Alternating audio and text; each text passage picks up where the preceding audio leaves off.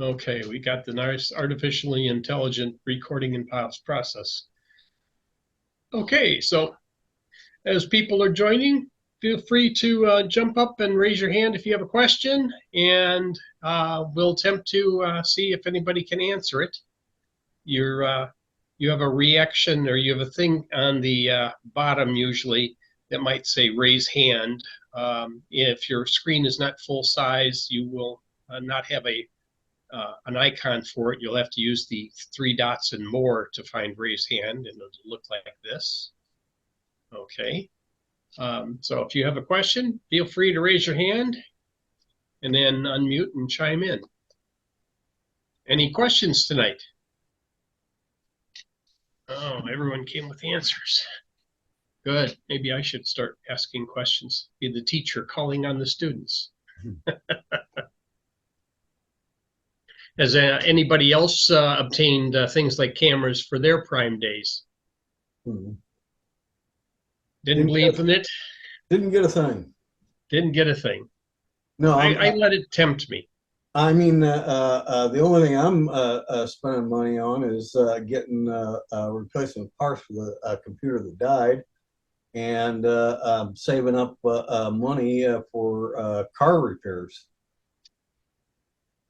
That's always fun, car repairs. Mhm. Every time I go to the local Chevy dealer, they find a way to extract, many dollars out of my pocket, no matter what it is. If it's a vent repair, it's a ton of labor, and if the brakes are out, it's going to be all the rotors and some of the calipers need to be replaced. Well, I got brakes out. Only mine happened to be because it's a Honda Accord during the 5-year period where the lines going under the passenger compartment corrode out, break. And so I've got no brakes on the thing. I've still got gas to the engine, but that could break at any time. Those lines should have been replaced nearly 2 decades ago. I thought those are supposed to be stainless. No, they aren't. And they changed them to stainless after this 5-year period between 1998 and I think 2002. Well, I had my front calipers decide to not work as well as they needed to, so they caused the rear brakes to be utilized too much and had to have those fixed as well. Yeah, great fun. Isn't if car repairs were like computers, well, there's a story about that somewhere. Yes, Bob, you have your hand raised. Yeah, I don't know if that's the protocol in your meeting these days, but it has been a growing trend in our meetings to avoid people talking over each other. Have I told this group how I had a Chromebook that I came to the end of its updates from Google, and I took it apart, took out the Write Protect screw, changed the battery, and it is now converted over to Linux, Xubuntu. How's it working? It works quite well. I had previously been using a method that allowed me to do Linux alongside of Chrome OS, so it was already mapped out so the keyboard worked with Linux. That requires remapping the keyboard. That's the most difficult part. Although in Xubuntu, in XFCE for Linux, which is a desktop, it's a desktop environment, there is at least the rudimentary form of a Chromebook keyboard layout as one of your possible selections. So you do have a menu, you can select stuff, and Chromebook, there are 2 layouts. So that's a good starting point, and then you have to do substitutions or what they call bindings, key bindings. What did you have to do for the storage? Is the storage adequate for that version of Linux? Well, this particular Chromebook is not low end. It is not ARM. It is Intel. It is a Core M3, and it is an Asus C3, I think it's 302, I flips 3CO2 or 302C or whatever it is. But anyway, it's I got mine had 64 gig of total internal storage. But the way Chromebook is, it's all partitioned into a lot of different partitions. I reclaimed 3 partitions for a total of, well, the main one that Linux is in is 47 gig. So that's enough to run quite a few programs. I mean, I won't be able to run a business on it, but I can do my personal needs. This is supposed to be a travel device, like a netbook. And so it's perfectly adequate for that. I do have an SD card slot, which works in Linux. Although I have had moments when it didn't. And the SD cards can, and this one can be at least 256 gig. So it's good enough. I can't do the terabyte or 2 terabyte cards. But the main point is all this hardware modification, I had to learn how to do it. I had to buy a couple or 3 tools so that I could handle the screws correctly. And I had to get some instructions online because everything inside a Chromebook is held on by it's electrically insulating tape. And you have to be careful peeling it off. And you have to use these little scrapers or spudgers. And then when you put it back on, you have to make sure you get it in the correct way so that no wires are touching any copper, especially after you remove that write protect screw, because that exposes a lot of copper. Okay. Does it require you to, so there was no screws for the back? You had to peel the back apart? No. This particular model, although it is a thin form factor, I'd say it's a little thicker than a MacBook Air, which is glued together. This one has screws. They're special screws, but you can get a tool for them. It's just a special screwdriver tip. Okay. And they come out. T5 security Torx, yeah. Something like that. Actually, it's a T4. T3 and 2. T3s and T4s. With the security, with the hole in the center? Yes. You take the ones around the edge out, and then you have to lift 2 of the feet, but not all 4. 2 of the feet you can lift, and again, you have to set them aside because they're going to have to be stuck back on. And underneath them are slightly larger. They might be a Phillips 0 or 00, which have to be removed. Then from the hinge side, again, you have to use a special spudger, not metal, but stiff plastic.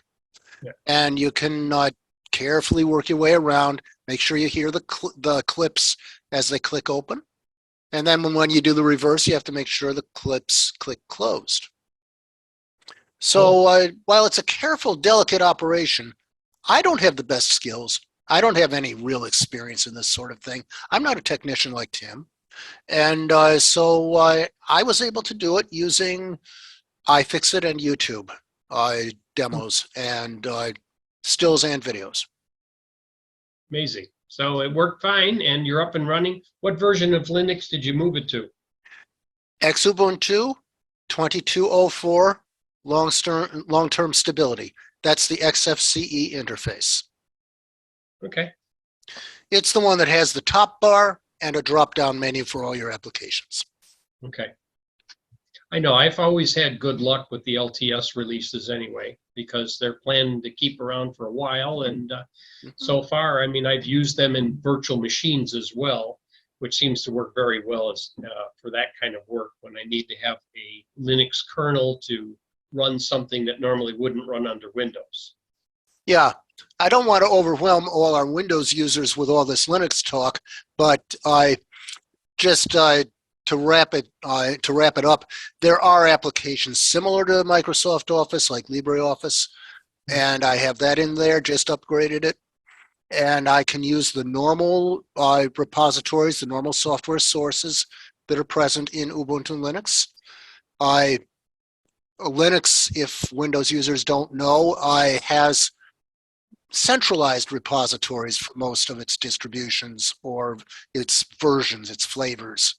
And they fall into general families, each one of which has its own type of repository and its own type of installer. In Windows, you only have your EXEs and MSIs and things like that, but it's a little different in Linux.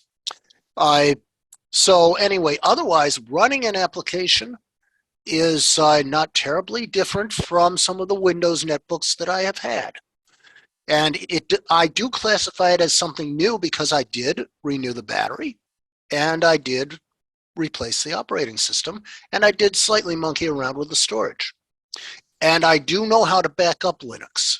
That's important. I can make image backups or clones using a program called Clonezilla, which I can run off of a tool, a multi-boot USB tool called Ventoy, which is also useful for Windows. And I think that's been discussed in several meetings. Yeah, so sounds like it's a workable solution, especially if you want to use this primarily for browsing and working when you're remote. I mean, And email. Yeah, you don't need a lot usually in most of those cases, as long as you have enough online storage so your email still works. Well, email I download in a different Linux on a different computer, and I don't generally reference my email very much on this one, but yes, I can use my webmail. I don't get enough email so that I get multiple gigabytes and have to buy extra storage. I also have Google Drive. Yeah, And things like that. Google Drive is both a blessing and a curse, as I found out after I videoed some of the stuff that was happening recently in our area. I took a video picture with my phone, and it turned out to be about 150 megabyte video image. And of course, it backed it up to the cloud and Google storage. And then I started getting a little reminder from Google says, "You're getting close, Ed." Yeah, a lot of things count in concert toward filling up Google storage now. And I you do may have to end be up careful. having to subscribe to Google storage in the future. What I have done is to take my photos and any big documents and just simply offload them down to local storage, hard drives, SD cards, SneakerNet, that sort of thing, because I don't have a whole lot of computers or a whole lot of floor space. So it's okay to take it from one computer to another. And, with only, three computers now and quite a few enclosures, I run Linux off of enclosures. Yeah, I need to downsize myself. Yeah. There's way too many computers here, probably more than Tim. If Sanford were here, he'd be imploring me to set up a home server. Tim, you have your hand raised. Yes, two things. One, I can probably compete with you on the number of computers since I'm somewhere past 3 dozen. And I'm also welcoming Dennis Lee. Hope you're doing well with your surgery that you had. He's popping up here. You have to unmute, Dennis. Well, he ain't jumping up, I don't think. Yeah. Hello. Well, I'm trying to join the meeting on the Samsung too. Yeah, I had my surgery about 5 weeks ago, and it's been a lot rougher than I thought it was. Than I even thought it was going to be. I mean, people told me that knee surgery is even worse than hip surgery, hip replacement. And I thought, well, how bad could it be? Well, it's bad. It's bad. It's bad. I'm still taking, hydrocodone, opioid, and 5 weeks in, and it's been tough. Are you ready for the Boston or New York Marathon? No, I'm not even ready to watch those on TV. That's how bad it is. Anybody else here in the meeting had a knee replacement? I am going to put that off as long as possible. It's Well- just bad enough getting up and down stairs in the morning before everything starts moving. Yep. The doctor told me, told me last year, I really need both knees replaced. But this one right here, when I came home, my wife had to help me so much that she said she is not going through this again. I mean, we're both in our 70s. She said she cannot do this again. It's just been really, just been rough. Yeah. Well, wait until you're in your 80s, then do the other one. Yeah. My significant other had both of her hips replaced, and yes, that was work. So Yeah. So I'm hanging in there, trying to get back into things a little bit here, but I don't know. I find that I'm way behind on things. I think the hydrocodone just makes me not able to concentrate and sleepy. I find like during the day, I'm drowsy. I'm like a week and a half behind on reading the newspaper. I start to read a newspaper and I just kind of doze off. I think the hydrocodone must be doing it, making me sleepy and that. I would expect it has a significant effect. If it can remove pain out of your knee, it can do a number on your noggin. Yeah. Well, and the other thing is they cut me back on the hydrocodone. They're giving me a lesser strength dose, and they want me to take fewer pills per day. So it's like, they're kind of forcing the issue, probably because of the opioid crisis. They want to keep people off of it, but that makes it a little bit tougher when they do that. Yeah, I'm feeling a little bit more discomfort. But man, this has been a pain. Yeah. When I had to have my rotator cuff done, they were still prescribing oxy or hydrocodone in significant quantities. They gave me this prescription that I was supposed to fill before I get home, and they gave me 64 of them on a Thursday and said, if you run out over the weekend, we'll refill you. I think I ended up taking exactly 2 of those. And with the side effects that occurred with it, I said I'd rather put up with the pain. So I ended up instead sliding over to using ibuprofen, which I wasn't supposed to do for bleeding risk. Okay. I got it. Okay. Okay. You have more than one thing there. Yeah. Okay. Yeah, the Samsung just connected. Yeah, one of your devices has this, it's speaker on that you need to turn off. Oh, that microphone, okay, you turned off your microphone, so it's not feeding back anymore, but on the other unit that's on you for Dennis, can you turn off its speaker, turn its volume level all the way down, if that's what you wanted to do?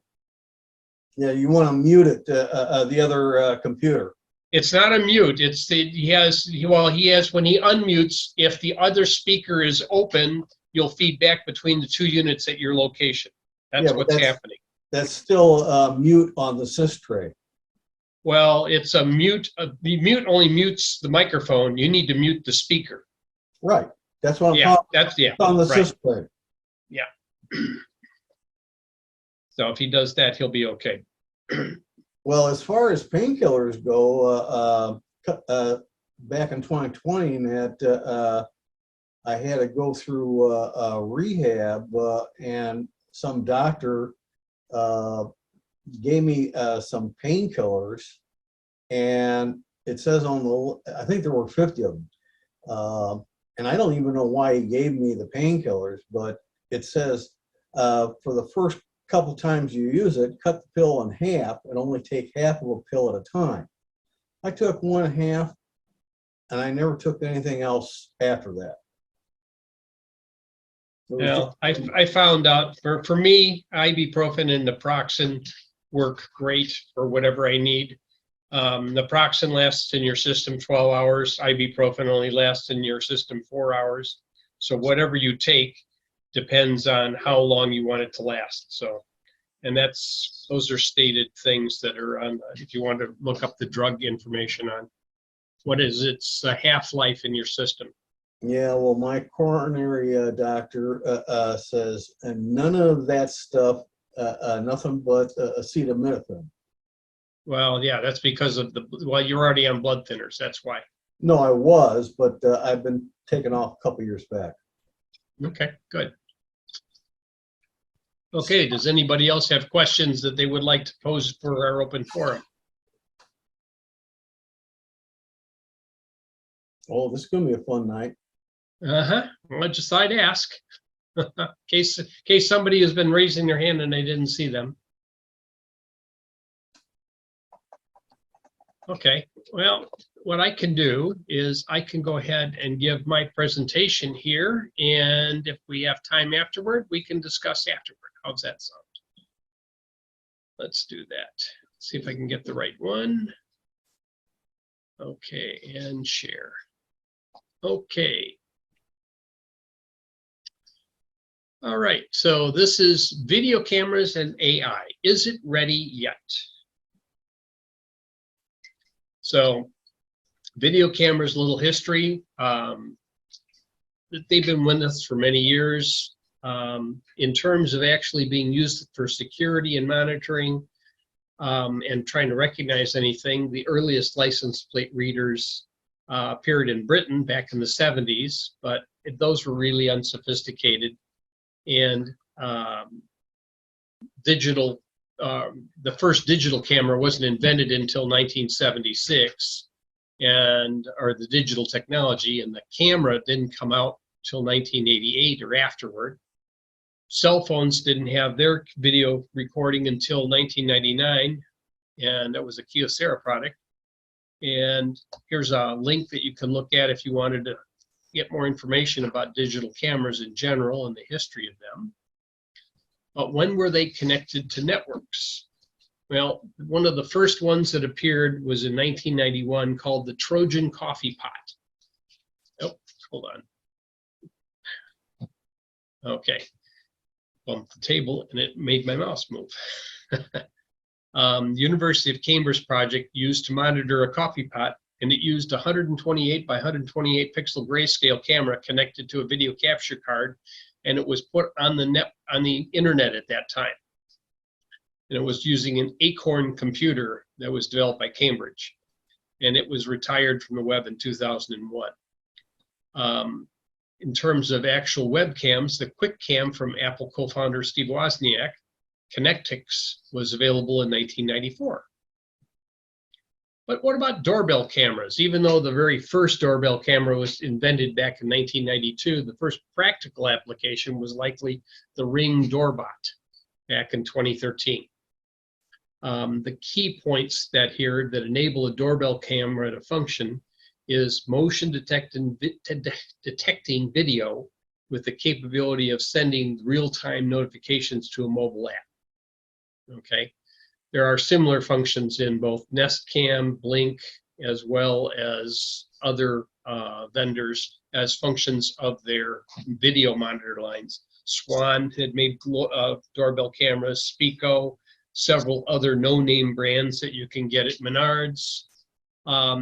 Many of these that are on the very low end do not come with a subscription plan or a very limited subscription capability, and or store their images on a USB or SD card.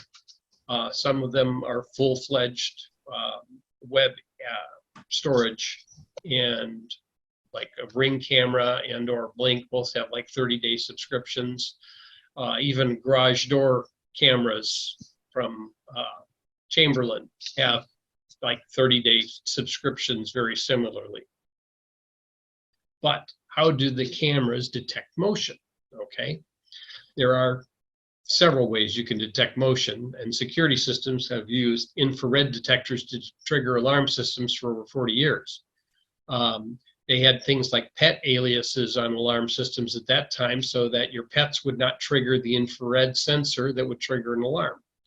And basically that was just a blind that keeps the infrared from reaching the sensor. And if you had a non-infrared device that was moving, that would not trigger unless it had a significant source of heat. Cars have a lot of heat, so they usually trigger the sensors. The other way to detect motion is to have the real-time feed of the camera using a frame buffer and comparing it to a previous frame or frames and see if a difference exceeds the specified value, and then motion is triggered. To facilitate this, you usually have a grid on your setup for your camera, and then you select the areas of the grid which it will detect or not try and detect motion while attempting to ignore those other areas. Doesn't always work, but you can try it. So this is the grid setting for a typical Blink camera, and those are the areas that you would select to trigger. My mouse is having a mind of its own, wants to move back and forth. Sorry about that. So you can see here what you would try and trigger on, and avoiding a lot of the street traffic that would trigger motion and give you false alarms.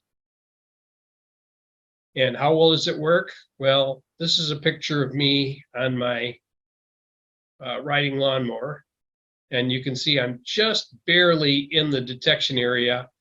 It let me know about 9 times when I went back and forth through that area. So does it use AI to detect and capture? No. If it did, then it might have been smart enough to say, oh, that's human. He's not coming anywhere near the front door. Don't send this, or I just sent you a trigger. So with the lower tech ones that just use a grid and detect, doesn't always work as well as you want. There is an option in Blink that will tell it to ignore, even though you have the thing armed for some period of time, you can say, ignore it for the next hour or 2 hours or 5 hours. And then it won't send you any notifications during that time. And then after that period, it will then rearm itself. There are other cameras, though, that have smart detection as well. Blink did mention that there is a chance that motion outside of your trigger areas can also indicate or trigger, especially if it's a bright light or something, cause it to trigger as well. So what cameras do have some sort of AI in use? Ring doorbell has some AI improvements where it stated it can recognize a person and have selected alerts. The question is, can it recognize a human versus other animal, or does it really know you? Yeah, that would be a Bard question. Features called smart alerts and can trigger based on people or other motion. Not sure how it would have handled me on the lawnmower. Yes, person is involved, but the person is riding on an object. So the question is, it's person plus object. What is Ring going to do? Don't know, since I don't have a Ring. But that would be a good question for somebody who does have a Ring doorbell. Do you trigger it when you're riding by on a bicycle? They do mention that motion detection is usually more sensitive in the horizontal versus the vertical motion with the Ring doorbell. So what other cameras have AI in use? Well, I recently was a recipient of a Father's Day gift called Bird Buddy. And this is a wireless camera built into a bird feeder and detects motion. But it doesn't just capture the motion and send me the images. It is processed by artificial intelligence, and then the software identifies the bird feature, or attempts to identify the bird feature, and then sends it only when it has recognized the visitor. So it captures images and videos are all in the cloud. This one also has a solar roof, which helps it run longer between charges of the battery. So this is a picture of what the Bird Buddy looks like right here, and what it sees through its camera back out. Now, this is only because I took a snapshot of a live stream. There was no bird present. But does it recognize? Yes, it does recognize, but not all visits are recorded, and sometimes it misidentifies birds as a similar species. So a couple of things it gets confused on a regular basis. It will recognize a red-winged blackbird as a different species, like a grackle or a brown-headed cowbird. All these birds have visited my feeder, and I do know the difference between them. But the AI appears to miss some of the minor details that a red-winged blackbird has that aren't on other birds. Sometimes if you don't see the epaulets on the male red-winged blackbird, you think it might be a grackle because the birds are close to size, and if you can't judge the size by how close the bird is to the actual camera element, then it might be able to be fooled into thinking it's a grackle. Or I could think it's a brown-headed cowbird, depending on how much backlight is available. I said, oh, I think it's a brown-headed cowbird. Is that? And then I've seen the epaulets, which means it's really a red-winged blackbird. So the AI didn't look at the whole video. It also has misidentified the young or the female red-winged blackbirds as purple finches and other similar species. But when you look at the whole video and go through it, you can say, yeah, that's not quite I know what the purple finch and a house finch, and the differences between those, and it isn't quite one of those. So the AI can get fooled. Here's a couple differences. Here's on the left is the red-winged blackbird. You can notice the beak is different than the grackle beak. Grackle beaks are much longer for the size of the head, even though the head in this question is a lot closer to the element. And the other thing that keys for a grackle is the yellow tinted eye. Something else the AI didn't recognize or couldn't tell at the time, couldn't see it. So it says, is this a grackle? It might be. So the AI is trying, and it's usually pretty successful. I mean, there are other birds that it is able to find that it can pull out pretty good. What can cause the misidentification? Well, the way I mounted the bird feeders is subject that if another bird lands on the entire structure or next to it, it can cause the feeder to rock back and forth on its support pole. It's not supported on the bottom, it's supported from the top by a hanger.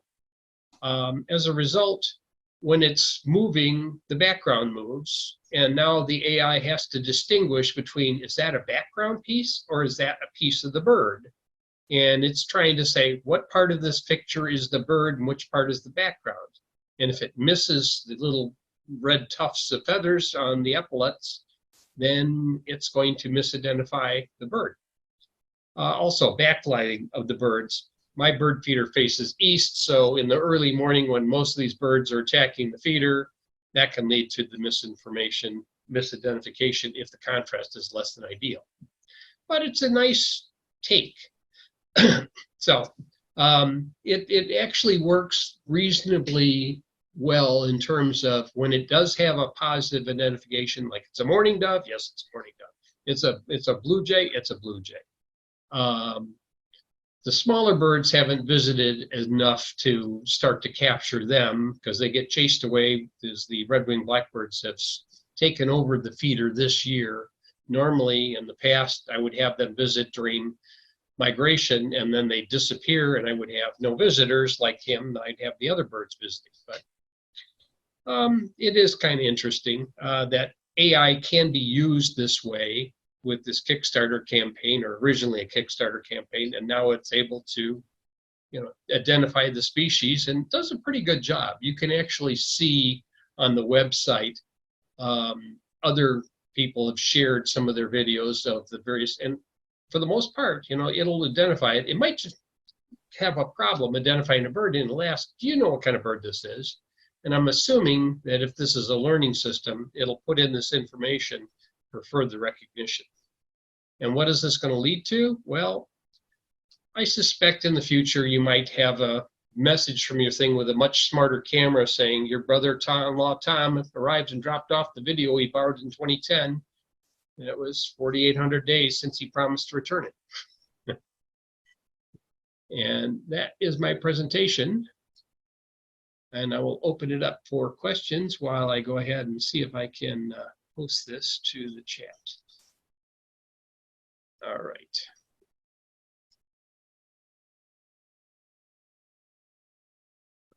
Let's get this right. There, file.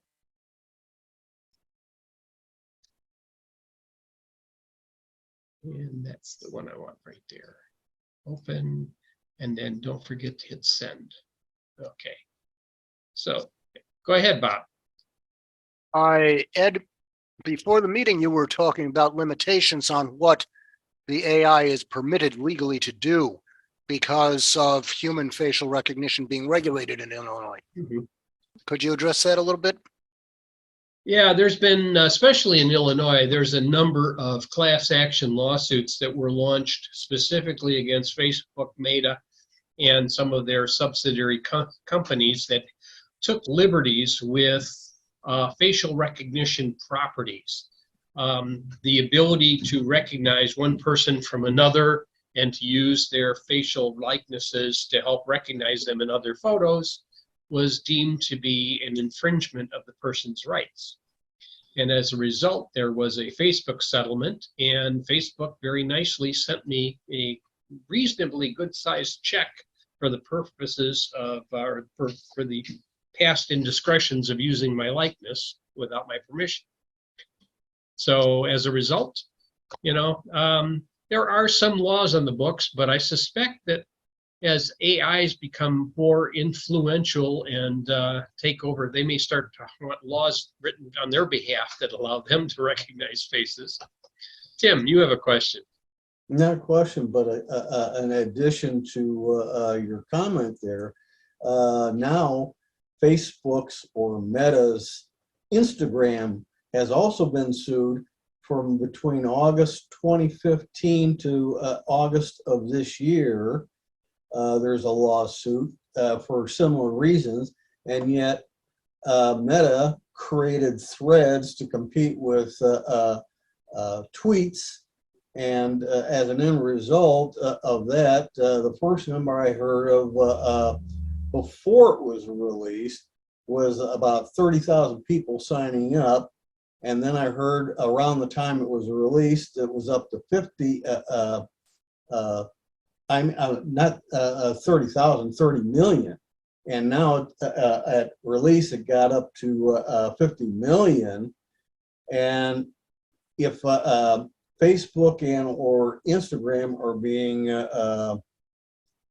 berated for facial recognition privacy issues, I wonder what the Thread's going to do to Instagram. Well, it's a point where it could be something like that, but did you want to chime in on the same thing, Bob? I only to mention that the training of AI also involves images whose ownership and privacy protections can be questioned more in the EU than in the US. Yeah, the thing that I'm would point out is I don't see any lawsuits that said anything about all of the government's captures of our license plates, let alone they also capture your facial images and display this if you happen to run a red light. But you think the government is going to necessarily police itself if it happened to have all of the recognitions and it tries to recognize a serial killer on the interstate somewheres? Yes, go ahead, Bob. It's not just photographic recognition. Now, without specific warrants, law enforcement is joining genealogy sites, which use DNA. Yeah. Mm-hmm. And they are tracing through families. And they're doing a lot more. So they can actually say, okay, based on the DNA, it's one of these families. To my knowledge, I don't think any of my immediate family or any of my brothers have gone into the genealogy testing. So I might still be safe, and my secret identity will not be revealed.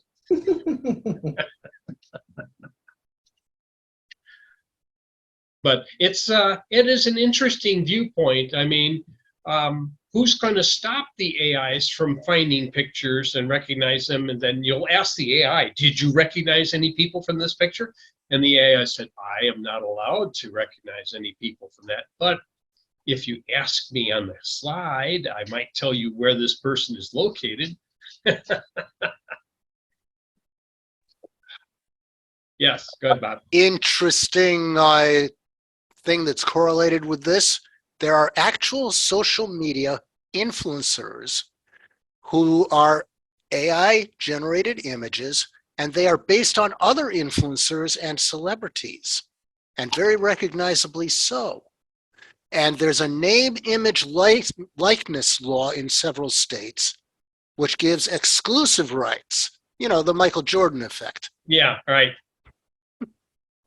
I'm just wondering, is that what is being populated on the occasional reels that show up in my Facebook feed? I don't know specifically. Go ahead, Tim. Well, offhand, the next question is about Hollywood, the writers and the actors. Definitely. I mean, that's one of the big things. And supposedly, before Tom Cruise signed his contract with the latest Mission Impossible 7, he had words to the effect that his AI virtual likeness or whatever was already controlled by this contract. So he foretold this happening. And in case something happens to him before Mission Impossible 8 comes out, if they want to use an artificially intelligent generation of him, somebody's estate's going to still get rich. Hey, Dennis, you have your hand raised. Yeah, well, the Fran Drescher, who's the in charge of the union, head of the union for Screen Actors Guild, she said in an interview maybe a week ago or less that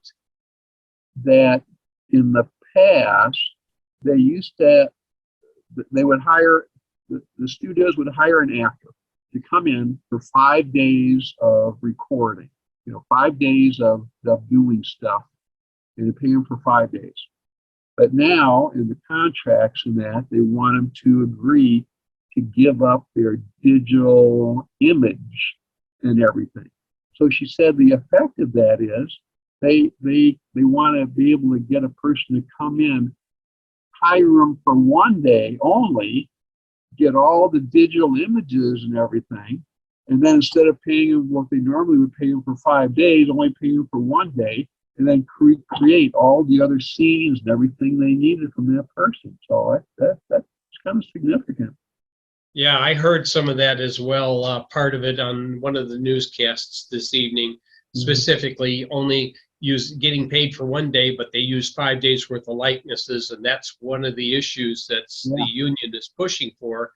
That based on the current scale, most of these actors that are involved as fill-in, they're not the main characters, are paid basically below the poverty line, and unless they make at least $26,400 a year, they don't even qualify for any medical benefits. Mm-hmm. So as a result, if you only go in for 1 day and only get paid for 1 day, that's not going to cover any of your medical expenses for the rest of the week, basically. And the other point I wanted to make was, I don't have a Facebook account. I don't have an Instagram account. I don't have a Twitter account. I don't have any of the accounts. But from hearing all these occasions where all you guys are getting rebates because these companies violate the privacy laws, and then you're getting money back. I think I ought to join everything just so I can be in line to get money back down the road when they violate something, even though I don't intend to use them. It's an interesting point on that. The reason I joined FaceBack many years ago was because that was the principal way that my reunion committee wanted to communicate with everybody and let them know about upcoming, events and whatever, and just keep in touch. And it was kind of interesting because I saw my Facebook profile picture get moved to some place like LinkedIn. So I suspected that some people had shared stuff they weren't supposed to. I ended up changing my picture in places and making sure that only one picture was used in one place, so people couldn't, hey, this is the same picture in both places, must be the same person. So I understand what Facebook did and how they got caught, and I cashed the check and spent it. It's fair use, but again, if they continue to utilize it in the wrong way, then somebody else will make another class action. Go ahead, Bob. Well, this is all well and good when it's your image, and all that it is that you're going to be compensated, and you can make other images. But what happens when somebody misuses your DNA? That would be scary, planted at a crime scene, and now all of a sudden, but your DNA is at the crime scene. But how can that be since I was in a different country at that time? Yeah. DNA can be found at crime scenes that does not belong to anybody who did anything. Oh, yeah. I mean, just if they check $100 bill, what are they going to find on it? Cocaine? Probably. I mean, you have trace amounts of drugs. In some countries, you could be prosecuted for that minuscule amount. Yeah, and once somebody mislabels your DNA, how are Yeah. you going to get your identity back? That would be an interesting problem. But I mean, it still goes with your likeness. If somebody has enough pictures of you in various poses and an AI decides to record you doing something you're not supposed to, how are you going to validate it? Are they going to have to have everything that's AI generated with a specific embedded tag that says it was AI generated so that it could be distinguished from other photos that exist? Like a watermark and like an invisible watermark that has to exist in all AI generated stuff? Go ahead, Bob.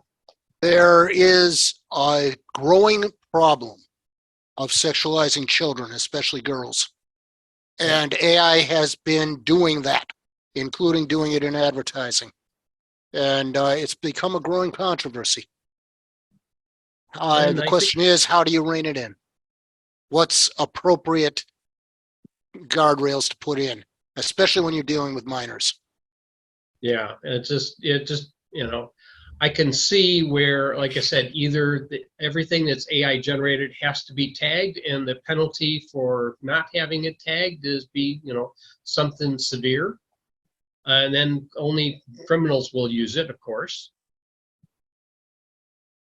I mean, it could be a number of things. I mean, that's just seat of the pants assumption that, well, what could you do about it? Well, how do we detect AI generated video in all cases? Okay. Or how do you detect, I mean, one thing that was, interesting to me was like when I first saw 4K up close, I could say, oh, you can see all this guy's pores on his face. Do you increase the resolution and said, well, this is a real photo and this is not a real photo, or this is an AI generated photo? Yeah. It's a high class problem. But it is something that AI will be involved in, guaranteed. I mean, right now we have some things like in the Ring cameras that can make a distinction between a human, an object, and an animal. Can it recognize a human on all fours as a human? That would be interesting too. You wouldn't find me like that, obviously, because I may not be able to get up from that. Other thoughts? It's a high-class problem, no matter how we look at it. I mean, in terms of these things, it's okay right now for my bird buddy to recognize the different birds, and it does warn me if a human is actually captured while it's doing its picture, that they will do their best attempts to have it removed from the picture, or you identify it as such, and they will remove it out of your collection. So there's a possibility that somebody could be walking by and it takes a picture of somebody that they weren't supposed to. And of course, it's a CIA operative. Then they'll probably shoot the bird buddy. Yes. Go ahead, Bert. Need to unmute. Yeah, there we go. Well, I mean, just think of Zoom. We're on here. It's got everybody's picture. Mm-hmm. What are they doing with all this data? Well, think about, what CCS is doing with it. It's recording it right now. Okay, Well, my and that likeness is being used. That goes over to YouTube, which also has it all. Well, hey, who owns YouTube? Okay, what AI is associated with Google? You don't think that that's going to be some of the thousands and thousands of frames that go into an AI generation? all of a sudden it'll be Ed Headroom here talking. Well, of course, even now I've got this background, so somehow it's all integrating everything. Yeah. And So- it's doing a pretty good job of it, even though Right. you're not in a library. Right. And, it's a pretty good camera image enhanced a little bit too. So Yeah. all that's thanks to Zoom. And to think when we saw Max Headroom, 20 some odd years ago, everyone would laugh at it, and think it was quite cute. But now it's probably, that was just a poor attempt at what AI can really do. Well, again, we're supposed to be getting avatars, also someday, which is some places. In which Does case, that mean your avatar likeness is protected as well? I don't know. So, Or- yeah, There's a lot of people running around looking like Bruce Willis. well, there's a lot of, everybody who wants attention, of course, has to have the right image to project, to get an advertisement or something like that. So, Yeah, that was the name of the movie, Surrogates. Yes, where everybody had their likeness was a robot basically that took their place, and they sat at home in a chair living through that robot. well, it's interesting that the actors who are mentioning that there's a problem with, only working one day, that the technology is good enough that they can get all that they need in one day to duplicate that person. Yeah, well, it means they're able to capture enough information, but the question is the rights of that information that was captured. If you have to pay for every time it's used, that's the fair use. That's what they're pushing for as a function. I don't think they're complaining the fact that your likeness can't be captured. It's just that if you capture the likeness, pay us for it. And if you're going to put it on a platform where it gets streamed, as opposed to right now, they're only getting paid for the movie and the broadcast. And when it's sold to HBO, they're not getting the streaming rights after it goes to a streaming platform. And if the streamers are making money off of it, they should be sharing that money as part of the rights of the people that were used to make it. It's pretty simple in terms of, what you think is fair or not. That's why we have so many reruns on cable, because they're probably not getting paid anymore. They're not getting paid anywhere near the amount, and I wonder if reruns of the talk shows result in any, what kind of residuals they're getting. If it's broadcasted on TV and over the air, then the residuals have to be paid. I don't know how much of through the cable organizations, the actual cable channels, if it's broadcast over a video medium, I think they still have to, but I don't know about, I'm pretty sure the streaming don't end up paying. Yes, Bob, do you have a comment? Yeah, first of all, so far, it is the streaming, which is the outlier. They are probably like the new Napster. They're going to have to put in a cash register. But the streaming services are actually making money off of what they're streaming, and they're not paying into the correct pools, the correct amount. What hasn't been mentioned in this discussion is the impact on writing, because theoretically AI could write a TV show, a scripted That's show. true. Yeah. And given the quality of what's been around in the movies and in the various franchises, especially the comic book franchises, maybe who would know the difference? Except it might not be quite as, quote, woke. But anyway, otherwise, who would know the difference? Because well, if it uses particular phrases, you talking to me? I mean, if that shows up in somebody's thing, it's going to definitely be exposed, or I'll be back, I mean, there's going to be certain things and common themes, and if it's not a parody, then you have to pay for the use. So, I mean, I could see where the writing, but right now, the AI writing, it's interesting the fact that you can have AI create something, but it isn't always based on fact or, can it really be trusted unless you analyze all of the points that it's trying to make and see whether or not it makes sense. With fiction, that matters a whole lot less. That's true. But if a And- similar plot line shows up, just like similar music threads, is this the same music that I heard back in the 60s, or is this, something brand new composed? You always see these cases being brought up and the jury decides. Juries are getting smarter and smarter about music. They realize there's only a certain number of notes on a scale, and they can only be combined into a certain number of chords. So chord progressions are no longer capable of being copyrighted. Interesting. It was just proven with one of the younger popular artists. He was totally acquitted. Oh, yes, Harry Styles, right? Harry Styles. Very unlike the George Harrison case. Yes. But it'll be interesting. What happens when AI starts writing program code? It already And, does. It already- and it gets it already does. implemented. AI can take modular code and reassemble it into novel programs. And usually it doesn't require too much debugging, but AI is not capable of realizing when it just created a new security issue. Oh, see, now that's AI could create something that could compromise itself by hackers, huh? When it starts writing its own code, it could open itself up to be taking over. It very well could. Hal on 2001 Space Odyssey didn't start out evil.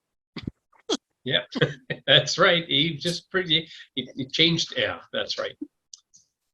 Someone changed Hal. Someone changed Hal. Yes, it was a change. He changed he had conflicting orders. Yes. Did you raise your hand, Bert? No, I'm just, Okay. Okay. I thought maybe you were doing an analog thing.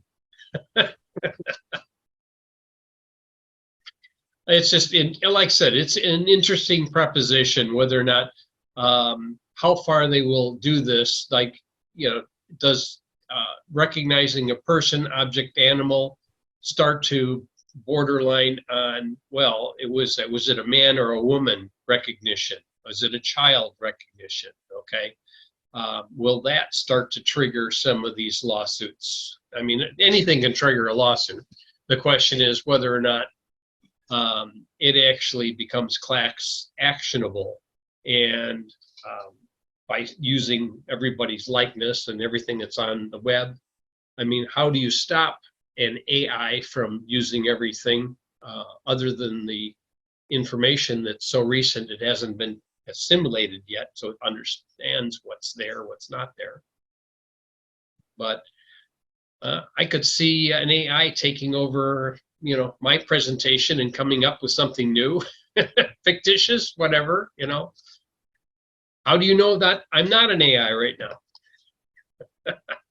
Well, it would have been legit if you had run your presentation through AI and seen whether there were improvements or whether it made it worse.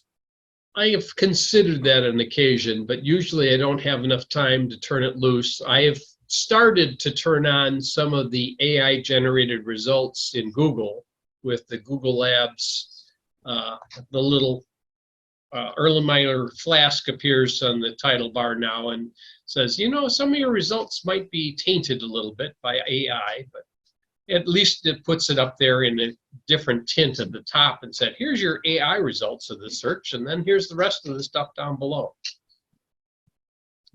So I have looked at some of the questions I've asked it, but will it really answer some of the questions that I've tried to pose to it? Like, how does Ring do that recognition? Oh, I didn't just talk some generalities about what it thinks.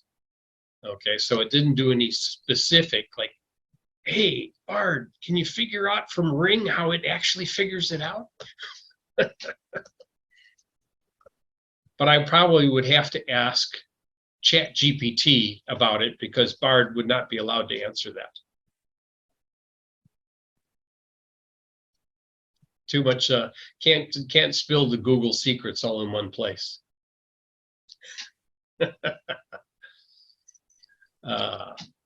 But I'll see how some of the rest of this stuff. So I did get the Blink system on Prime Day, and I slowly have been getting some of the other components that were purchased at the same time. The downside is that for the most part, most of the Blink cameras want to run on consumable batteries, of which they're allowed to run for approximately 46,000 minutes of record time before they've used up their battery power. There is a version of the outdoor Blink camera, which comes with a little solar cell roof and another lithium battery, I think, built into it, that it charges up and then runs the Blink camera without any batteries outdoor, and it basically has only a solar source for its power. But they don't sell the solar enclosure without the camera. You have to buy a camera and everything else with it. So you're paying for the camera as well. It's kind of interesting that one Blink sync module is good for up to 10 cameras. And then, so if you had 20 cameras or 30 cameras, you'd need additional sync modules, and you'd be linking your cameras to the sync modules. I did stumble onto one rather distressing thing that I found out about Blink. When you link your devices to a Blink sync module or a camera or something like this, and you link it to you have to link it to your Amazon account if you want a subscription. So if you have more than one Blink system, you can only have one Blink system linked to your Amazon account. If you have two Blink systems, you'll have to have two Amazon accounts. But should you forget what account is linked to from Blink to Amazon, they can't tell you what the name of the account is. So if you're trying to set up the association, I'm going to associate Blink to my Amazon account. My Amazon account is unique. I type it in and said, I'm sorry, but your Amazon account is linked to another Blink system. And if you try and call them up and ask them, well, what is the email address associated with the Blink system that's linked to my Amazon account? They can't tell you. So I went to, I was able to figure out, oh, this is when I was playing with that old Blink system that I had obtained years ago. And I had linked the sync module up, but I couldn't link the cameras up because they were still owned by somebody else. But that old sync module was linked to my Amazon account, and I had to discover the one-time email address that was originally used on that Blink system. I was able to find the email in one of my older email logs from several years ago, found the name of the account. Then I was able to log in with that. You can use a forgot my password and have it resend it to you again and log into it and say, okay, release this sync module and disconnect it from my Amazon account. I mean, the sync module is still associated with that old email address, because to unassociate a camera or a sync module, you have to take a picture of the barcode on the back of it to be able to release it, which is kind of ridiculous, but I guess that's how it works. But I was able to disassociate it with my Amazon account so I could associate the new Blink system with the Amazon account and then get a subscription. The nice thing about the subscription is it won't kick in until after the 30-day trial has expired, which is kind of convenient. That means, you can continue with the 30-day trial, and then after 30 days, then they'll give you the unlimited, and you have no problems. Because right now it's an unlimited 30-day subscription anyway. So it was just kind of nice for them to say, okay, when this expires in August sometime, you'll automatically go on to the new plan. I don't know if it's the same way with all of the Ring subsystem. I do know that I had heard there were some issues with some of the Ring support that I remember reading about, where this particular gentleman had all kinds of Ring cameras and his system got hacked because the security was less than what it was needed. So somebody hacked his Ring cameras, and they were able to, he had cameras inside and his family is on somebody else's system. Somebody's watching him on the, basically remotely. Like, that's not quite what I would like to do. Cameras outside are one thing. The only time I would want to use a camera inside, I have a very specific use. I would put it down in the basement and I would focus it on several of the Havahart traps that are set to capture the errant rodents that want to visit me from time to time during the winter months. So if they get caught, I can check them on camera, go down and pull them out and release them somewhere away from the house. That would be convenient. Saves me a trip downstairs and making sure I can turn on the light and find them. But maybe it's just lazy or something. But I thought that would be a good use for an inside camera, or also be able to see if the sump pump is starting to overflow, which would be on the same picture. I could see, yeah, do you see water down there? Yes, that's not good. But I could see where certain places you would want to have cameras if you wanted to know, is there leakage from the water heater? Better get somebody out there, especially if you're in a different state when it happens. But anybody else had inside cameras that they've utilized? Everyone is silent. They don't admit to having inside cameras. Have you, recently we were going through some of the older Marvel series that have been on Disney, since I happen to have a Disney subscription, at least until Disney decides to shed themselves of their streaming service, watching some of the old Marvel Punisher. And the one gentleman is pretending to be dead while he's keeping an eye on his family and watching them through all these cameras all over his house. And I thought, well, that's kind of weird, but that's something that is being played out, at least in this particular fiction. And I thought, well, who would put their camera inside and take pictures of stuff inside, unless they're not there most of the time?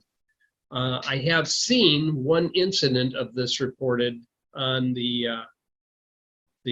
somebody was trying to get their money back from Airbnb because when they went in, the house was not as represented, and also there was a camera that was located outside, but it was focused through the window, looking at people inside.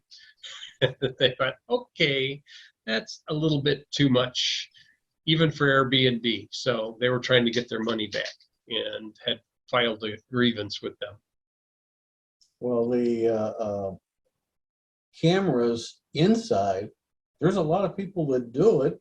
They don't change the default password. That's how these people are able to view this stuff.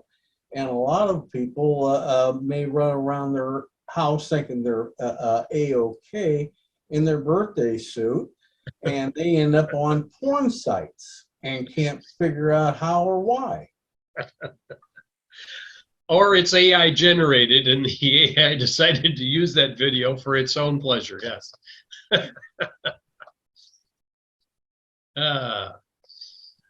Like I said, there's a certain place where you can put a camera. Other times I would see it have to be, even the pet cameras have to be aimed in this particular way. I know that years ago when my daughter had her other house, and my son-in-law was actually working with a local alarm company security system vendor. And they actually had a camera to keep a picture of the pet food situation, and where the animal would come into view, and they could see if the animal was still, doing okay, or they could actually talk to it and it would come to the bowl and whatever.